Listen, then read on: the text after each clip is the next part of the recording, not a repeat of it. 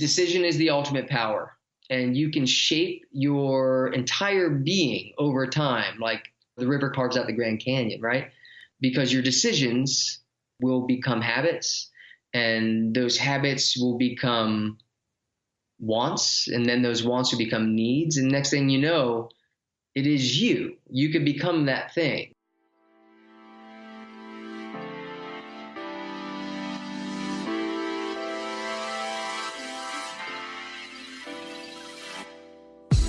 What's going on? You're listening to episode 84 of the Perspective Podcast, and I'm your host, Scotty.D.Russell of Perspective Collective.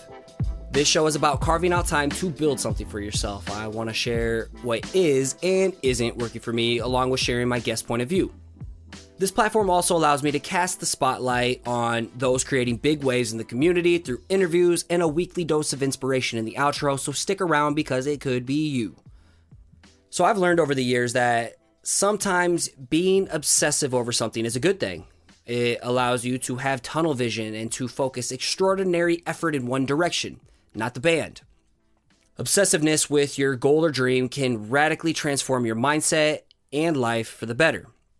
However, sometimes obsessiveness on too many things can spread you too thin. This can cause you to make minimal progress in a million directions, or worse yet, make you lose sight of what's most important in life. There's priorities in life, and then there's limits.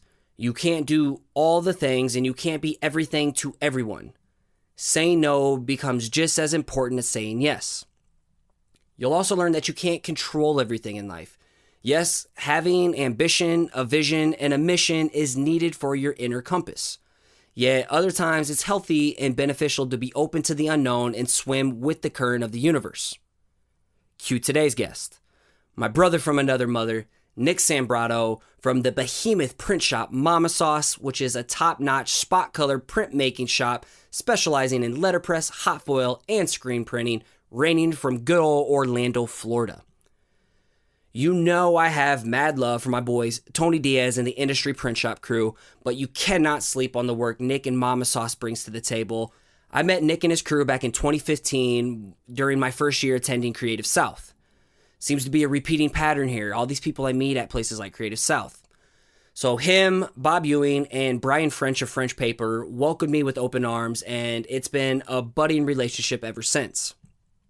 Not only is Nick obsessive about creating a high-quality product, but the entire team at Mama Sauce is addicted to building relationships and geeking out over designers and artists like you getting your work printed and put into the world. So gather around the table, as I hope you brought your appetite. Today, Nick and I cover a buffet of topics such as balancing 3 obsessions at a time, having a plan yet facing the unknown, forever staying curious, chasing and climbing your Everest, and so much more.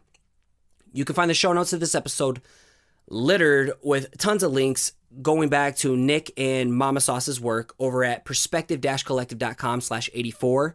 And if you found value in this episode, please consider supporting the show by becoming a pledger at patreon.com/perspective podcast. With as little as much as your weekly cup of coffee, you can help this show reach more people who need it while helping me continue to improve the quality and bring on more help. It's because of you that I'm able to hire an editor like Áine and continually advance and grow this show to the next level. And what also helps the show grow is by sharing it on social media. Instagram and Twitter has been huge, and subscribing and leaving a rating and review on Apple Podcasts. It doesn't take that long, and in the outro of each episode, I share a review from someone like you to publicly return the love. Finally, if you catch some inspiration from the show, create some work and tag me at Perspective Podcast on Instagram. I'll give it a share where I post each week's episode artwork and make sure you get some credit. Let's get into the show.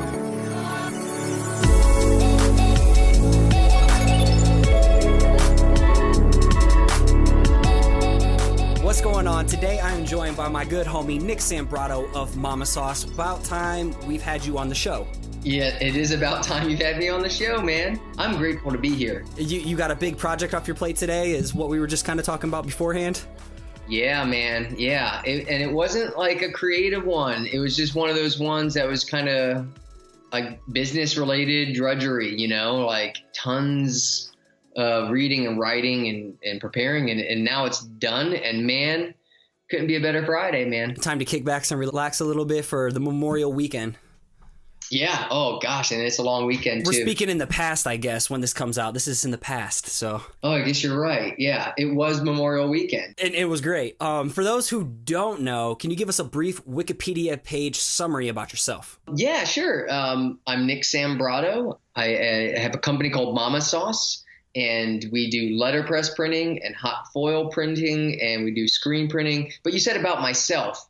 That's just like, I don't know. We're going to get to the whole Mama Sauce story, too. Okay, cool. Yeah. Sure. So, yeah, maybe the reason you have me on here is because of Mama Sauce. But, more about me. I don't know. I'm a righteous dude, You're an artisan, too? Like, you're really good at cooking, aren't you? My special lady friends is really amazing at cooking. I'm the baker. I love to bake. Yeah, you make good bread. Last year I baked and gave on my quest to learn baking and how to bake bread. I had to bring something to the table. Literally. Yes. Literally brought it to the table, and it was, she's just so good. I've been trying to compete. So I baked last year in my quest to become like just the best baker. I baked over 200 loaves of bread that I gave away last year. Just gave them away, and just practice. Like, here, this is what I bring to the table. It's not good because it takes a while. And so, that tells you a lot about me. I'm obsessive because that's 20 hours a week I baked in my off time, So I'm obsessive. I bake. I garden. I run a lot. And I don't know. I feel like I'm the luckiest dude on earth, man. Josh Ariza, was it Josh Ariza talking about the flat earth or something like that on Instagram? What was that about? Oh, more about me. You want to know if I'm a flat earther right now? I guess after that comment I saw that, I think it was Bob Ewing who tagged me. Somebody tagged me on that. Yeah, I think I tagged you. You tagged me on that. Yeah, I like messing with Josh Ariza. It's hard and maybe I'm coming at him right now, but it's hard for me. I want to mess with him so much more. Josh, I want to mess with you so much more. And every day I go to write something and I back off, and I was like, you know what? Because I just love him. He's the kind of guy you just want to just poke at him. Josh of Chomp, if you don't know, we'll get him on the show too. But yeah, I thought that was pretty funny. Josh on yet? I haven't yet. He will be. Dude. He's agreed. Oh, well, and I'm sure he's an avid fan. He's listening right now. Dude, I live to mess with you, and I got to start doing it more. So, yeah, I tagged you in a thing about flat earth. So I'm not, more about me, I'm not a flat earther. All right. I was like, I felt like you were smarter than that. Yeah, no. I don't know, man. I like to have fun, Well, what's the crooked path that's gotten you to where you are today? Because I've known you've worked a ton of different jobs, but you've always kind of did something on the side of your own, and that's pretty much what the show is about. Yes, I've had every single job you can imagine, and I don't think that ever, I don't know if that's in you, whether nature or nurture. It's hard to get out of you. I still be doing stuff outside of work all the time. You're curious. Oh, for sure, man, and obsessive, and it's kind of thing. It's either mundane if you don't get curious about all the things in front of you, because there's so much you could be curious about, then the things are mundane. I don't know. I like to give things value. Like, it's like sitting in a room with somebody even. Like, let's be curious about that person. Let's give this moment value. Let's give this person value. And so, yeah, curiosity can lead you to more than just like inspiration for design or craft or anything else. I think it's a way of life, man. Well, you come from an entrepreneurial background as well. So like, what kind of things were you doing on the side of the day job leading up to Mama Sauce? Honestly, I had some stupid years at the beginning of Mama Sauce. Really, I was doing real estate, overlapping with it. I was doing music. I had a record label overlapping with it. Any kind of side, to make money while I wasn't making any money at Mama Sauce. I did a business across the street went out of business and had like an auction. I happened to be there. I don't remember. It was stones and tiles. I bought a bunch of it as a gamble to try to resell it. Because it's an auction. It's a government auction. I can make some money. Yes, I walked across the street and bought a bunch of tile and stone and sold it on the side while I was trying to eat. And I remember I knew about it because I was sleeping on the couch in the lobby of Mama Sauce, so I was there night and day, and I was sleeping there because that's where I lived, it wasn't in my garage anymore. I took it out of my garage, and then I started living in its garage because I bit off more than I could chew, man. Well, and the story behind Mama Sauce is that you owned, it was like digital printing for a little bit. Yeah, so there's a digital print shop that I had that was not Mama's Sauce that I bought because of, music and because of bands, and it worked with bands and I worked with bands and it was another side hustle. I had a record label. Like posters and merch? Posters and, it was posters and jewel cases and CDs and stuff. Yeah. It was at the end of that era. Like grills? Oh, no, not like what you're wearing right now. People can't see you right now, but you got this beautiful grill. It's like jagged vampire teeth kind of thing, like Riff Raff, if you know who that is. I know who's the rapper all the kids are talking about right now. It's going to hit me in a second. Probably a mumble rapper. We don't do that here. I don't know. He's got a grill, I'm pretty sure. Did you see that meme? That was a picture of Phil Collins in 1973 being like, Phil Collins looks like he's about to drop the hottest rap album of all time. And he was just in a hat, a robe with a beard. He looked like he was like any artist right now. Yeah, everybody's just trying to get as crazy as possible, getting tattoos all over your face. That some dude, I think it was Mike Lil Pump or something like that, has like a UFO on his forehead. I'm just like, what are you doing? Yeah, man, I feel like there's two kinds of rappers out there right now that are dominating. And then there is Kendrick, who's absolutely dominating above all. Do you know who Propaganda is? Because he was just on a couple episodes ago, which is going to be 2 before you, and he grew up around Kendrick. His episode's amazing, just saying. But anyway, story behind Mama Sauce. Look at these tangents. This is why we have questions. So how did it turn into Mama Sauce? How was that born? And how did the name come about? So yeah, I did, you got this side hustle of a digital print shop, trying to make money on the side. And then I sold the record label, and then, they had this digital print shop, which wasn't enough for me to really live on. And I had sold the record label, and now I was like, all right, I got to make some more money.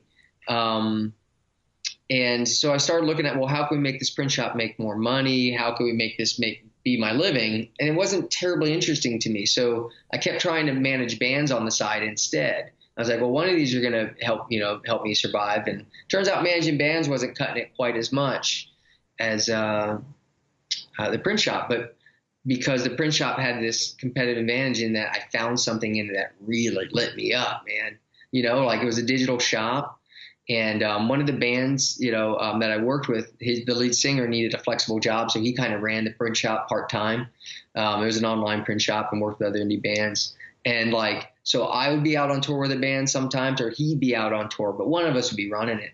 And one time I was out on tour and just, tour managing. And he called me and he's like, because the print shop, I put it in quotes that we had, it was like a laser printer and a tabletop cutter. Nothing against digital print shops. This you could do great stuff digitally. This was just not even it was just real bobo.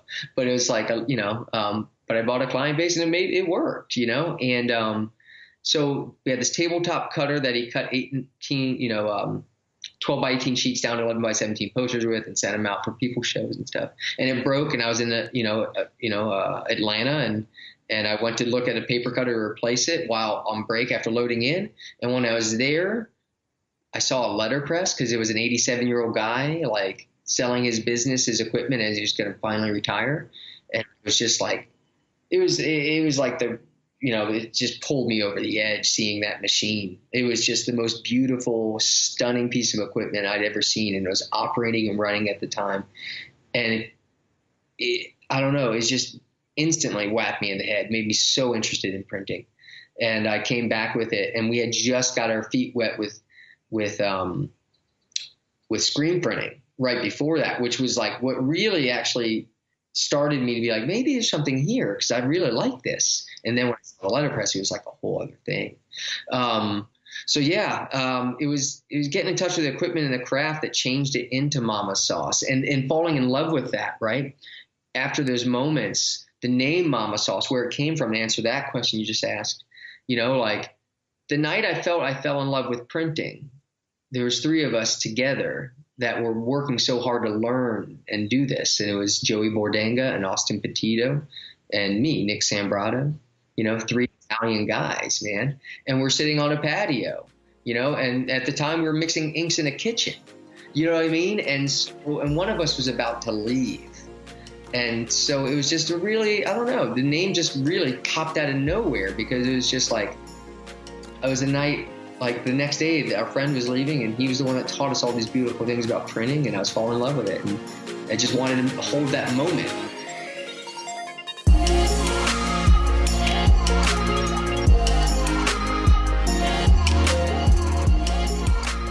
So did you just say it out of thin air and we're like, you're mixing like red ink or something like that and mama sauce? It was, we were done working for the day, and Austin was leaving the next day. And it was just, I wanted to preserve that moment. I wanted to preserve those couple of weeks that we had together where Austin agreed to teach us real printing, because we finally had real equipment. And then he was leaving and moving, so we were going to have him. And I just wanted to say, we could do whatever this is. This feels magic to me. Whatever this is, can we do this? And if we do, we'll call it mama sauce. Because that's, I don't know, it was 3 Italian guys together. You can truly get in the zone and get lost in the sauce. Oh, yeah, man. Yeah, for sure. Beautiful. You just hit your 10th anniversary last year in 2017? Yeah, 2017, October of 2017, 10 years. Wow. Congratulations. That's wild. It's been a wild ride, I bet, for you. Man, thank you very much. Yeah, it's been a wild ride, man. It's, I'm very, I don't know, 10 years, it's like, where the hell did it go? And 10 years, you'll find life's made up of chapters. I just described a chapter to you of mama sauce. There's been so many chapters of it in 10 years. It's wild, man. Yeah. Well, I'll ask you in a little bit, but I guess I can just ask you now, what's the next chapter kind of looking like? I feel like this is the one that I don't know. I've pretty much had a vision for every chapter so far. And most of the chapters that I've been kind of testing the waters on, because the way, you kind of feel out directions and you test some things and you see the viability. All the ones I've been really kind of testing, I don't know. So I couldn't answer. Normally I could always tell you where I'm going. Right now, man, I just don't know.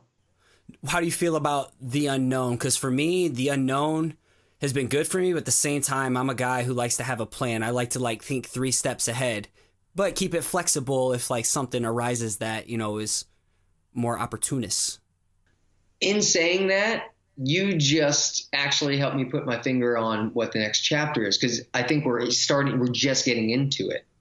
And that is... You're like mid-flip of the page? Yeah, mid-flipping into the page, going into the chapter that I like to call... and the numbers don't lie, right? The numbers don't lie. And what you just described, the unknown, you equated that to the unknown of a vision. That's what I was saying. Where are we going? What's the direction? What's the big picture, right? And we get so wrapped into that, you forget that the numbers tell a story that are equally as valuable, that can help define your passions in a way that can pull us out of some of the strife that we are in, by this struggle to say, well, what is this thing I'm doing in this moment? Where is it going? What's my passion telling me? Well, if you can marry that a little bit more to what the numbers are saying, because the numbers don't lie. Can you give an example? I'll give you a good example, man. We've invested in collecting so much data, right? There's so much data out there. And so now we're trying to get data, we have CRM software and production data. Right? Know your customer and stuff, or? Actually, it's not. We haven't even gotten into markets. Honestly, we haven't even gotten into markets. We don't know. I mean, we know what our products are and our verticals like that, and who those clients are, but we don't know anything about people. When I say data, it's like we are like in 1980s for us. Like for where the world is now, where I'm nowhere near. I don't know who's visiting our website. I can't talk. It's like I'm talking about classic, fundamental business data. Right? That marries with it. I'm not talking about big data and deep learning or whatever. I don't know. The earth. I don't know, but just marrying that to passion. And because one story, right, is telling me out there is this thing and I'm going to it makes me happy. And what is it? And I'm exploring what's next. And the other is saying, well, as your spirit's wandering left and right, to and fro, pushing forward, well, here's where that actually helps you survive.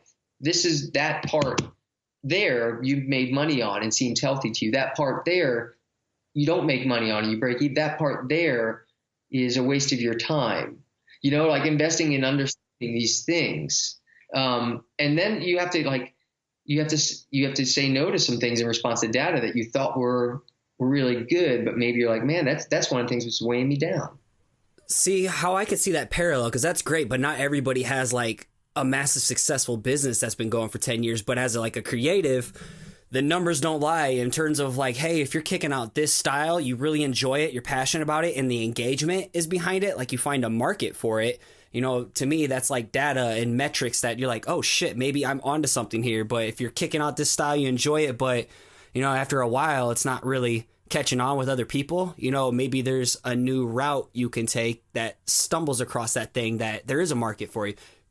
Sweet spot, greatest strength, what you enjoy the most, passion, and where there's a market for it, in that little center of that. Man, you're really great at summing things up. You let me talk for like an idiot for 20 minutes and then you just nail it on the head.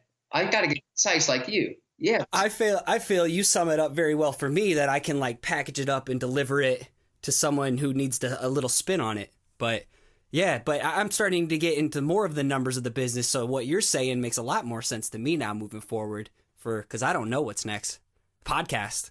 It's never too early to start marrying your passion with whatever available data you have. It's never too early to start that. I like that. And passion's a buzzword. Jason Craig, Jason Craig. Yeah, right? What a rad dude. He's the raddest. He was on last year, and like passion's a word, like do what you're passionate about, do what you love and let it kill you, all that bullshit. And he gave the best definition. He's like, passion is what you're willing to suffer for. And that is like the best definition I've ever heard, because some days like Perspective Collective makes me just feel like the shit on the bottom of some bum shoe. And then other days I'm just like lit. Like when I get to have a conversation with you, this is like the best part of my day right now. Oh, dude, right now I'm feeling the same way, bro. Well, I had some really good watermelon earlier too. That was a pretty big highlight. Oh man, it's watermelon season, man. It is. I'll talk to you about gardening if you want. I don't have the green thumb. That's my wife. Yeah. Well, then that's for another podcast then. It's running a hustle podcast on the side. But would you say that kind of reflects your passion? Pretty much you have a lot of different passions, but I mean, I'd say mama sauce you're willing to suffer for, clearly. Sleeping long hours, sleeping on couches. Oh yeah, I mean that's in the past, right? Your past doesn't define you. Like for me, that's whatever. There's varying degrees. Like it's very, yeah, absolutely. It's really hard to say you suffer for something. Right? That's because the word suffer in more context, meaning you want to work a late night, you want to get up early, you are willing to FOMO and miss out on events on a weekend. Also at the same time, yes, all that. Or get trolled on, have a troll rip you apart for no reason. Like that to me is the things I'm willing to deal with. Yeah. Yeah. So yeah, I guess, yeah, all those things are a yes. What I'm getting to though is trying to figure out the unnecessary suffering, the non-essential suffering in this. Like last night, man, for the last 2 nights, I couldn't stop thinking about work. I had those nights, those anxious nights. I couldn't fall asleep, and then woke up at 4:30 in the morning. Sometimes it's brilliant because it's like you're like writing down ideas, oh man, but that's not what this is. This is like, that's to me non-essential suffering. It's anxiety. The essential suffering you just defined, I thought, like I'm sacrificing my time for this. I'm willing to my passion. Your passion leads you into waking up in the middle of the night. That's one thing, but if it's anxiety, it's another, which largely I don't live with anymore. How do you deal with the anxiety? Because I do still live with it, but I'm getting better at saying, having a kid has like forced me. Did you ever have a problem with saying yes to everything? Yes. Oh, yes. Yeah. That's a perfect answer. Yeah. How did you get better at saying no to clip that anxiety? Because that's still something I deal with. I say yes because everything feels like an opportunity, but when you say yes to something, you're really saying no to something else, which could be the bigger opportunity. Data can get you there. Right? Data can get you there. Fucking data. Yeah. Put it to paper, man. That's part of it. Realizing you don't have to be everything to everyone. You don't have to be everywhere with everyone. You can live without it and the world can live without you. It's a great, big, beautiful tomorrow. It's a great, big, beautiful world. I just quoted the Disney ride there at first. That was wonderful. Yeah. It's a great, big, beautiful tomorrow. That's a Disney ride. You're beaming right now. Yeah, man, the carousel progress. Yeah, I am, man. Because this is the best part of my day, like it is for you. Like this brings me alive, man. So yeah, how do you get better at it? Like you realize it contributes to unnecessary suffering, right? You realize that the world is so much bigger than this moment, but yet this moment's all you have right now. So I have an alarm on my phone. I've got many alarms that ring in the morning just to remind me. I change them because C.S. Lewis said, and I don't know exact words, but I read in a book he wrote, like, people need to be reminded more than they need to be taught. And I was like, that shaped me when I was young. It's like the magic of 7. It takes you like 6-7 times to actually like hear something ingrained and you know it. Yeah, man. And when I'm really living the Dharma I'm exploring at that moment, and it can only be so wide, so many things, then other things start to slip. So I'll switch up the things I'm thinking about and working on. Currently, right now, one of the things that, like, every morning alarm rings, I think about this. I try to slow down enough in the day to think about the long tail of my decisions. I try. It's hard. But a reminder goes off every morning. I try to remind myself throughout the day. Only say yes to things that you can do with excellence in peace. I don't want to, like, I know I'm going to suffer for whatever it is. That's a given. It's going to happen. You're going to pour yourself into it because I'm obsessive, right? So I'm trying to carve out a niche when I say yes to something where I'm like, it's basically saying, am I going to be free to be obsessed with that thing? And whatever thing, like, you can only be obsessed with like 3 things at one time, man. Like that's about it. I want to be obsessed with my relationship with my special lady friend. I want to be obsessed with my business, right? And right now it's bread. Maybe you can be obsessed with more things than me, but I'm capped at 3. So only say yes to things I can fit in the bandwidth I have.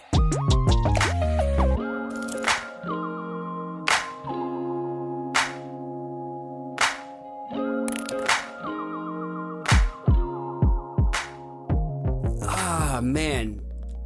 That is like a reality check because I feel like I'm obsessed with like easily 5 things, and I definitely feel like that little, that tiny little piece of butter you get at like a wedding for your roll, and it's not enough, and you're trying to like spread yourself too thin in every direction, and you're like, I need like 3 more of these butters. I feel like the butter. It's such a disservice. It really is to everything if you overextend yourself. Yeah. You're going to suffer somewhere. Like something's going to suffer. And for me, when I've been so obsessive about 3 or 4 different facets of my dream, things like family and relationships are the things that suffered because I didn't put those in that priority list of the 3 obsessive. That's a really good way. So you kind of have a filter before you say yes to something. You kind of have like a self-regulated filter. Yeah. Yes. And then I try to think, Nick, okay, because I'm a yes person and I'm an enthusiastic yes person. And I'm like, I know it's going to happen. I'll make it happen no matter what. And I'll sell it short. And that's my instinct. And I got to change that. You have to. So the other thing is part of that filter is like, really, Nick, how much effort is it going to take? Be honest with yourself. Be very honest. How much effort is it actually going to take for you to do it right? So you do it well. And that means being obsessed. Oh, wait, it's like 5 times longer than I thought it was going to be. Everything is 3 to 5 times longer than you would ever expect. That's everything. Everything. So plan that way. Do you schedule out your days? Like, what do you like literally have your day mapped, or you kind of just been in such a routine now you know it? You're like, what's a typical day look like for you? Because me, like, I literally like schedule out the night before. I like have my whole day done. That way I can, because I have the day job, like, 40 hours a week is gone right now. So it's like I have to be. Yeah, you got to be regimented with your time, man, no matter what. And no matter, like, for me, no, I don't schedule it minute by minute. Ooh, not minute by minute. That's obsessive. That's too obsessive. Well, I do. I mean, I do that some days when I like, if it's a day where I'm like, all right, Nick, tomorrow is going to be one of those like crazy days you have to perform. It's an 11 out of 10 day. I'll do a call sheet on the day. Yeah. Like, for sure. and I will like come because I'm like, you have to accomplish X and X amount of time. But no, on a normal day, there's maybe 2 or 3 milestones in there. Like, it's like, here's a meeting, and here's something that has to get done in this general time. That's on my calendar. And then anything more specific, reminders will pop up. But other than that, I'm still at a place I ebb and flow into where the fire drill is just going to need me, you know? So I'm just trying to charge through like whatever I agree to take on for this season. And make myself be like, it's going to happen, right? Fire drill's going to come. I need to make sure I have freedom in my day. Little margin. Always have a little margin. Always have margin, man. Because honestly, if you don't have that runway, I mean, build it into your schedule. Definitely build it in your schedule. And it's cool, man. Like, you're so aware of your side hustle and that you have 40 hours and, you know, you have a family. Like, you got to start thinking about what margin you need, you know, like reevaluate that when you got a pizza bun in the oven, you know, a pizza roll, and like adjust, you know, like is for a season of your life, you need to adjust for a season. So for me, if I'm ever going to disappear and like, all right, like I'm like, okay, work is going to actually, it's 1/3 of my obsessions right now. It's, you know, it's baby, it's bread, it's work, but work for the next 3 months is going to have to be 2/3 of that, you know, or 3, you know, all of it. There was a season last year in October 2016, right around there. I told Lydia ahead of time, I was like, babe, for the next 3 months, I'm going to be 100% here in this world, night and day. It's going to be 15 to 17 hour days. For 3 months, I'm going to be sitting here at this desk, at this computer in the house. I'm not going to the office. I'm writing this code. We have to launch this thing, you know, like programmatic thing at Sauce, and it has to be done fast. I don't want to drag. Was that the quoting software or something? Or? Yeah, it's like our quoting software and our whole Salesforce instance and CRM and like all that stuff. Yeah. It's integrating the quoting software into all that, because I did quoting software for a year like that. That was a year of my life like that, but I didn't have a relationship then, so I had no one to be accountable to. But for this, whatever. This is what I need from you, and I promise you it will only be 3 months. Every day, can you just put food in front of me? Can you try to remind me to get up and walk around? Can you shout? Can you like I'm just telling you it's going to end. And every day as it went on, I remind her, I'm like, thank you. And I'm grateful. I'm like, this is going to be over soon, but this is what's necessary right now. Communication is so huge. I found out after like not communicating and like destructing my world for a little bit, like I've learned that that's the most valuable thing. Yeah. Yeah. And if the expectations are going to change, reset them as soon as you know. Right. Communication. But yeah, that solves so much. Look at that. I was able to weather 3 months of being like, really, you don't have me for these 3 months, but we're here. And like, not only that, but you're taking care of it. And then come out of it and be like, because I was like, I can get this done in 3 months if I put 17, 20 hours a day. I like that. You can be obsessive about 3 things if that's your capacity. And sometimes you can pump the brakes a little bit and put more gas on the other one, or your attention, your focus on the other. I like that. Yeah. And if it's a human, you got to communicate about this. They got to know your philosophy. If you're in a relationship, they got to know everything, and you got to communicate well, and you can weather it. Yeah. And man, and right now I'm in that zone, my relationship and my home time and everything, like I've got that, you know, but I'm obsessive. I side hustle. I still side hustle, bro, at night. And you know what I do to make sure my relationship's intact? We're side hustling together. Ooh, yeah. I want to collab with Emily so bad on something. Like, she's a woodworker, and I'm just like when you make or like refurbish or do cool shit, let me do like calligraphy on it. Let's sell that shit. Yeah. And let's put it into Bitcoin or something.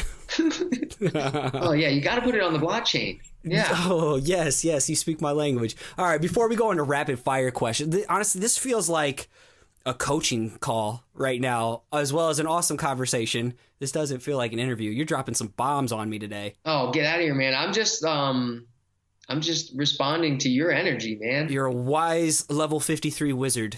Yeah, I am 53 years of age. Yeah. Yeah. We just said earlier. Yeah. All right. I know you're going to crush it with an answer of this. You can give multiple pieces of advice, but what's one piece of advice you'd give to a creative at any stage of life who struggles starting or sticking with it? You know, two different phases.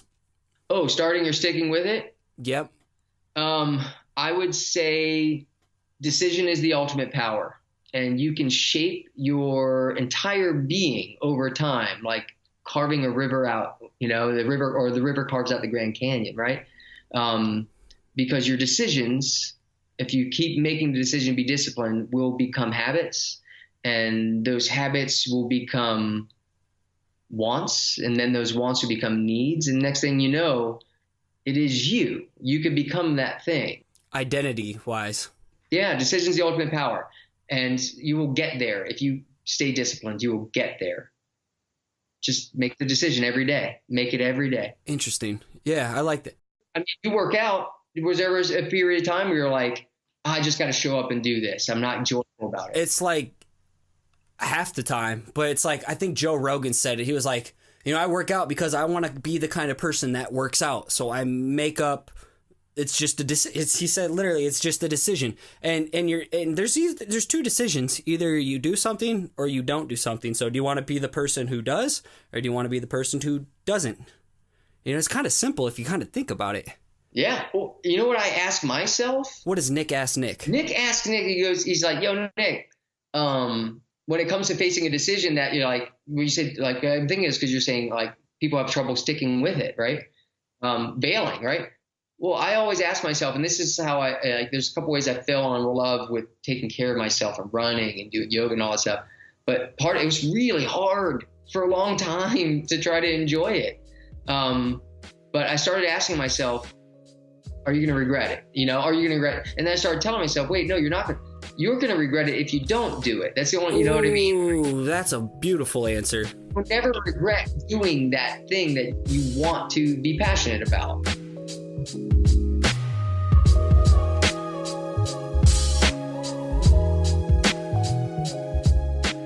I like that.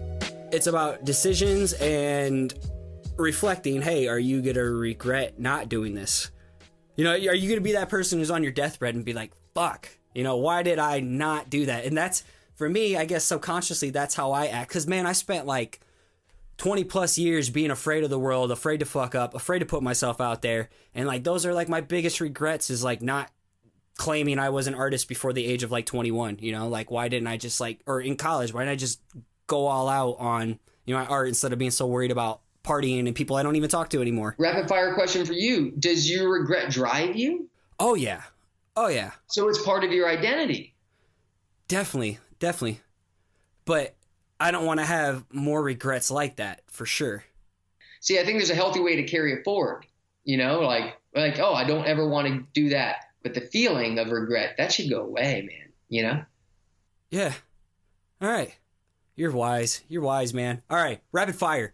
If you were on death row, what would your last slice of pizza be? Oh, classic margarita. I'm so sorry if that's boring, but like just a, Naples style, fire roasted classic, boom, margarita. Make it yourself? Because you told me that you were going to make me a pizza one time, I'm pretty sure. Yeah, I would love to make you a pizza. I'll freeze it. I'll put it on dry ice and we'll send that over to you. I would love to make you a pizza. I need to come and visit. Yeah, there's so many rad people in Orlando, like you and Clark Orr, and I think Adam Grayson's down there, Shauna Parmigiana. Yeah, Shauna Parmigiana's here too, yeah. Michael Forrest, so many amazing designers. We'll come up, let's figure something out to do with you. You got a solid community. All right, if you were stranded on an island with only 3 possessions, what would they be? Oh gosh. And you can't cheat, not a speedboat or a generator or anything like that. No, I mean, I'd be happy to, I'm not trying to get off this island, man. Okay. Yeah, you're stuck there. I'm a realist, man. I'm going to be on this island. I'm going to want a knife, a flint, and I'm going to go with a slingshot. A slingshot. Oh wait, yes. I don't know where this. It depends. It depends where this island is and how tropical. If it's subject to cold nights, I might want a solar blanket because there's a lot I could do with that. Maybe a solar blanket. That's solid. Solar blanket, knife, and what was slingshot, or what was the other one? A flint. I want to be able to start fires. Do you know how to use flint to start a fire? Yeah. Damn. You'll have to teach me that too. Dang. All right. I've been working on my survival skills, bro. Ooh, you're not a drinker anymore, so I should change this one. What's the question? If someone offered to buy you a drink, what would it be? And it doesn't have to be alcoholic. Yeah, it doesn't have to be alcoholic. It's soda. I'll be like, yo, I'll take a soda water all day. Yeah. Yeah? Just a plain soda water. Yeah, a little lime in there would be nice. Yeah, do you like the like LaCroix or anything like that? Yeah, love the LaCroix. I'm a huge fan too, so I'm definitely not gonna knock your style. And you know what? All these competitors are coming out, and I'm trying them. They're going BOGO. You know, they're coming at you, be like, yo, try me. There's like bubbly. There's one at Aldi called like V or Vi. Like I drink all of them. We got the bubbly right now because there's BOGO over at the Publix, and we're like analyzing it, and I'm like, you know what? It's got too much of a mouth coat. You know, I'm suspect of what, you know, it's like, I can't, I just love LaCroix, but any sparkling water. Buy me a LaCroix. All right. Back in one of the old blog posts for Creative Mornings, you talked about, you know, finding that next Everest. So what's the next mountain for you to climb? And this is kind of the next chapter, you know, what's that next thing? Or what would be like an amazing accomplishment? Even if you don't have like the vision, the mindset, and the plan, what is like maybe the data leading you towards? Well, the data, yeah, I mean, the next Everest is getting Mama Sauce to really be able to offer a real sustainable, you know, excitable career for people, you know, to be less scrappy, to be a place where like people already feel at home, but like a better home, you know, you're like one you don't want to move out of, you know, like it's hard to do that scrappy, you know. That's a huge Everest, man. Like the next step of growing up, that's my professional Everest right now. That's awesome. That's cool that you care, you know. Yeah, man. Well, you know what? You better be willing to suffer if you hope your side hustle is gonna turn into a business that employs people. The one thing that is suffering that it is probably necessary is you got to remember, like, we're all in this together, and these folks you're working with are relying on you just as much as you're relying on them. We're really in this together. And if you can't see that big picture and understand that once you're there, like, that's a level of suffering. When times are bad, you're suffering because you're so close with people, and you know you're like, you may be responsible to, everyone's responsible to a certain extent, you know, tend to feel pretty responsible, you know. Yeah, man, you suffer for a business in that way because you are yoked to people, and people, you know, they bring suffering, you know, because you really want to always make people do well, and you can't. It's hard. Relationships are everything. Mm-hmm. Yeah, man. All right. Well, where can people go to find you online? Me?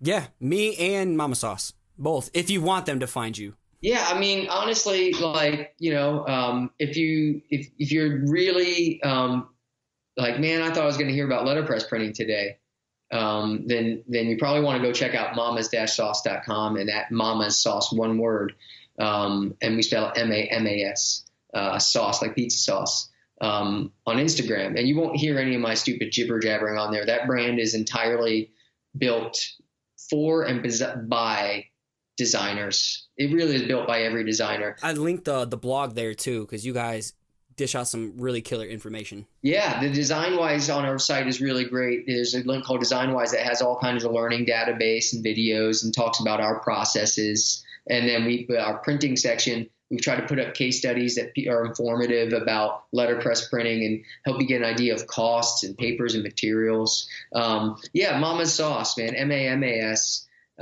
For all that. And then if you want to see pictures of bread, I'm just Nick Sambrato, but like I only put up pictures of bread and gardens and my cat. And, you know, I try to let that Mama Sauce be its own brand, you know, and its own thing. And me, I'm getting less and less social, you know, less and less social. Yeah. Well, you got 3 things to worry about in life. So, I mean, you know, and what is it? You can't be everything to everyone, and the world would be fine without you. Yeah, that was a takeaway for me. Yeah, well, I mean, you can't be everything whenever. That's not it. That's all that stuff's not me. This is a conversation. I'm just repeating everything I've heard and learned. Yeah, man.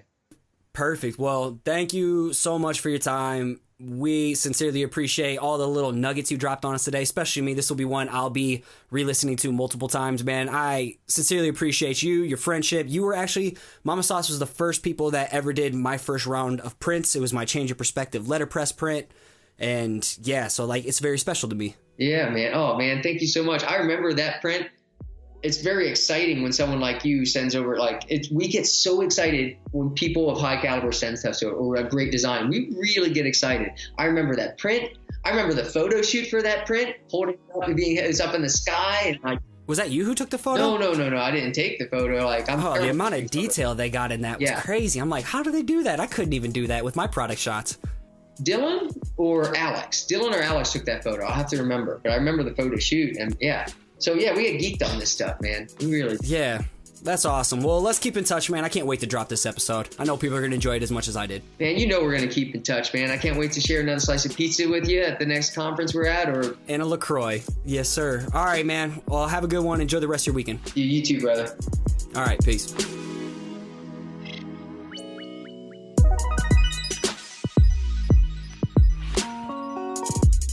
Nick Sambrato of Mama Sauce. Yes, that shit was amazing.